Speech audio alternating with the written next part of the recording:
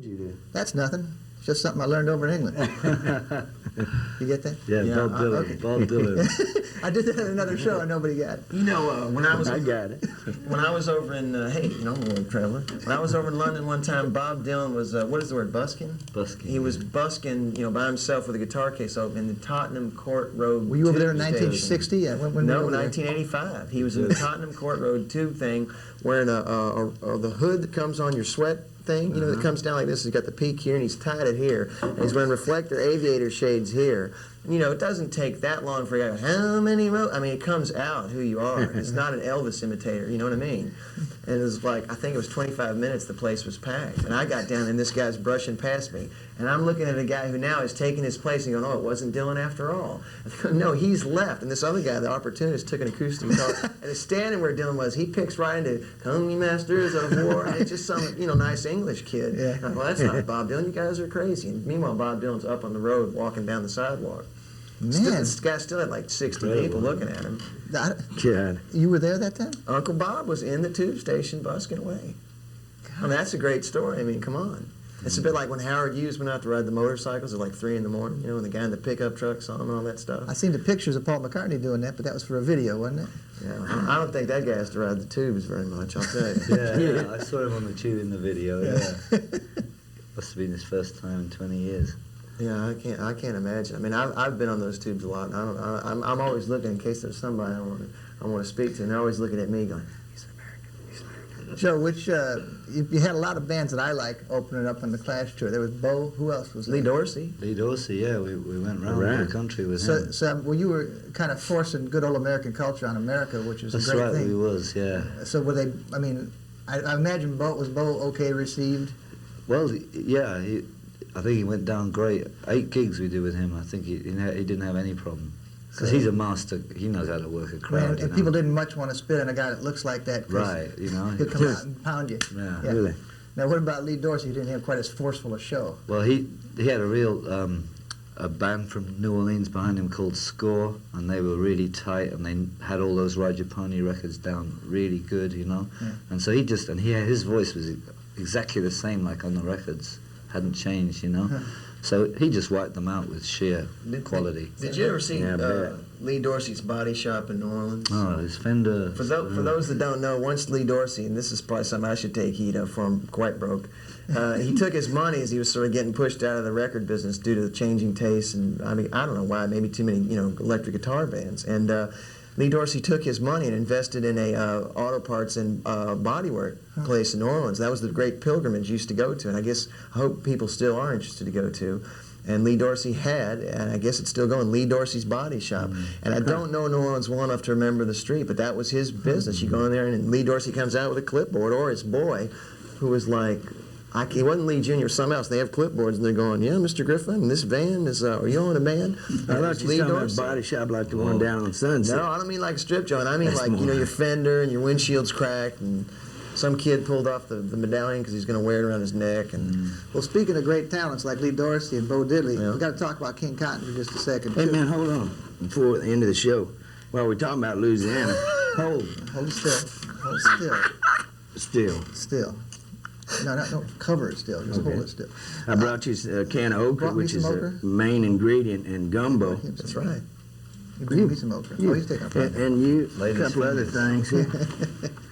That's for this soggy Monday, an extra Monday that we have here in Southern California for you and the missus to cook up some gumbo today and enjoy that. Big old pot of gumbo. I want to thank you And very you much. enjoy this nympho cream here too. This is It's slightly nympho. used, This but is, it's a little strong for me, but it's cool. How does that, oh, you can't see that.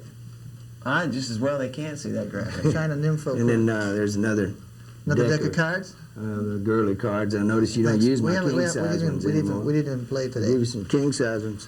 This is like Last time, Christmas. I didn't know you'd see it, but I figured everybody could use an old-fashioned back scratch. That is Is great. that a corn cob? Yeah. You can use it for other stuff too if you want. I don't. I'm in the right neighborhood. Oh, There you go. Oh, wow. Is that a guitar strap? Well, it's just whatever you want to do with That's it. a guitar strap. Beat the kids with it. Oh, man. we got to have this on stage as a microphone. Man, you're going to be invited on a lot more, I'll This tell is you. nice. Thank you. Sid, Sure. later. It's real nice. This guy's a permanent member. He's Thanks a lot. unbelievable, man. Thanks a lot. This is That's a like lovely payola. piece, Yeah. Well, you know, legal payola. It's legal payola. No, who's going to turn it down? It's like you got to put this on your IRS form as a gift. Yeah. So, anyways, King, now that boy, this is a sudden and a much welcome break, but we want to show a little bit of you from tell me about this movie.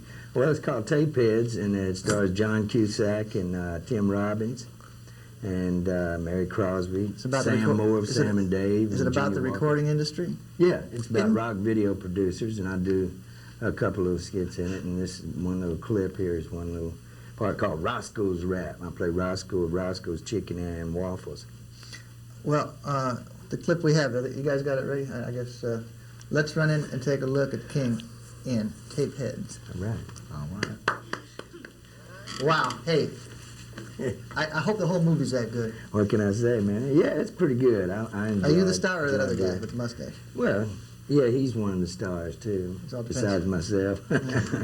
It was a blast making it, though. I think it's going to be a pretty good. I was just up in the film festival in Park City, Utah, a couple of 2 or 3 weeks ago, and it got real well received up there. And so hopefully, if they ever get it out. Oh, you said it'll- Junior it'll be Walker's in good. that one too, right? Yeah, and Sam Moore, Sam and Dave. Cool. I also saw Hairspray up there that day. Man, that's the baddest flick. It's great. I'm dying to get the soundtrack. I mean, I've had those records before, but a lot of them I don't I've had have about now. 2 The of them. Madison and the Continental. Who's the Continental by? The guy that's a white guy that sings. I ought to know that. I don't know that, but I know. Oh man, it's so great. He used to be with the Dovells. Oh, And- Len Berry. yeah, Lynn Berry. Man, he's got such a cool voice. I love his voice. Man. You know, Billy Bremner, he's in that band we were saying, weren't we? Uh-huh. That backs up Sam Moore, which is, a big thrill for anybody. Sam Moore, Sam and Dave, and Billy Bremner And from Junior. Rockpile. Yeah.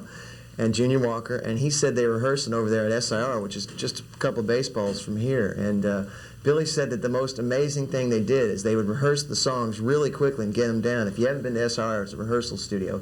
They have a half court, or really a quarter court, a basketball court, right? And Billy said those guys, they're in 40s and stuff, would stop, get the R&B down quick, which they've all played, and they know this stuff, stop, and then go play hoops. And I mean, he says they would go at it, and nobody's wearing sneakers, and they're leaving heel marks all over this nice court. And he said they were violently into playing hoops, they wildly perspiring and yelling and swearing at each other, and then it'd be over. And in like 30 seconds, they're all back to being friends. They'd towel off, and they'd go rehearse the songs one more time, split. Next day, come do it again. Get through the songs as fast as they could, and then shoot hoops, and have these violent, urban basketball aggressive games. Do the songs one more time. Goodbye. See you later. And as a Scotsman, you can imagine he's sitting there with his guitar going, we'll see. Yeah. How much is this costing me? How much is this costing me? Yeah, Am I right. getting double? Yeah, they're really good, energetic in the flick too. I think everybody's going to enjoy it a lot. I wanted to finish up on that. We're just about out. I want to finish up on the 1948 idea. I got to tell you the story I told on show number 11 or something, but I didn't tell it lately, which was that I was just a little kid then, man. I don't remember that show. Liar, liar. But I was in like '75. I was writing for various newspapers. I went into this club in the Valley, and there's these people, a black guy playing a saxophone. And at that time, I'm thinking these guys from the '40s. They're all blues singers. I sort of know who they are. I sort of don't. And I went in and looked at the guy. He's tooting on a sax and playing. And I had my camera. I took a couple pictures, and I left. It's probably like Joe Williams or one of those older fellas. They're nice, but I don't care about them. And I was looking at the pictures about 3 years ago, and I looked, and it was Louis Jordan. And I walked in and out. Yeah. You can kick your butt for that. Oh, God. The guy was living in Altadena. At least you got pictures. Yeah, at least I could say in some cosmic checkboard that I was there. You know what the hippest thing you've ever given me on tape was that his version of "I Believe in Music," that Matt Davis song. Yeah, and it's so fun. It sounded like it was done in the '40s. Of course, it was written in the '70s by Mac Davis of all people. But I gave you a copy of that right All now. right. So. Yeah, Oh, it's really rockabilly good. guy, right? I seen him in England. Louis No, Jordan. you're thinking of Mac Mac Curtis. Davis. Oh. Mac Oh Curtis. no! this is with the Mac quilt. Davis is the guy that did "I Believe in Music." You know that song? Real pop. Plays Vegas. Yeah, you it's know. kind of country, pseudo country. All right, well, I'm glad Sorry, you guys Matt. all came by. We're wrapping up. Oh, man. Sid, reform the band real soon, okay? Okay, I'm going to reform the band. This is my new scepter. I'm going to be king. Take over from King Hey, Cotten. now watch it. That's Joe- your new name, the Back Scratchers. Back scratcher. Hey, there you go. Back scratcher. That ain't bad. That ain't Do bad. Slim Harpo medleys all night long. And Joe, thanks very much for coming Okay. by. Good luck. on the current stuff. That's just soundtracks right now, but Yeah. whatever comes next. King, be looking for you in the movies. Thank you, sir. I appreciate it. Yeah, look for my 40s combo called King Cotten set out real soon. King too. Cotten set. Yeah, it's going to be out real soon. About 6 weeks I'll have it together, be playing around town. Y'all come. You covering up the fact that you still got the mohawk? No, I ain't got it no more. I gave it to Joe, and then he grew it out. Sid wants No, to grow it. But, I'm back there again. I gotta get a new haircut now, man. No more band. So, She loves to watch. She loves to watch. She loves to watch.